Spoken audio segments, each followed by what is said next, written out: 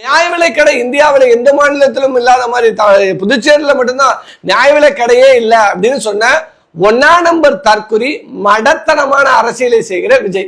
ஏன்னா கிரண்பேடி ஆளுநராக இருந்த போது, நாராயணசாமி அவர்கள் முதல்வராக இருந்த போது பாஜக அரசு கிரண்பேடியை வைத்து பல நெருக்கடிகளை அன்னைக்கு நாராயணசாமி காங்கிரஸ் ஆட்சிக்கு கொடுத்தது.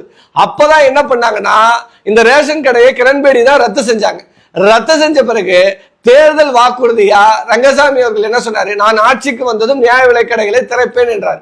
அதை போன ஆண்டு 20/10/2024 அன்று தீபாவளியை முன்னிட்டு எல்லாருக்கும் நியாய விலை கடைகள் மூலமாக 10 கிலோ இலவச அரிசி, சர்க்கரை மற்றும் பாமாயில புதுச்சேரி ஆளுநரை வைத்துக் கொண்டே புதுச்சேரி முதல்வர் என்ஆர் காங்கிரஸ் தலைவர் ரங்கசாமி அவர்கள் அதை தொடங்கி வச்சாரு. கிட்டத்தட்ட 1 வருஷத்துக்கு மேல ஆயிடுச்சு. நியாய விலை கடையே இல்லையா? உனக்கு எவன்டா எழுதி கொடுக்குறான்? டேய் தற்குறி விஜய், இதுலயும் அசிங்கப்பட்டு போற, இதுலயும் அசிங்கப்பட்டு போறியே, உன்னை என்ன சொல்றது?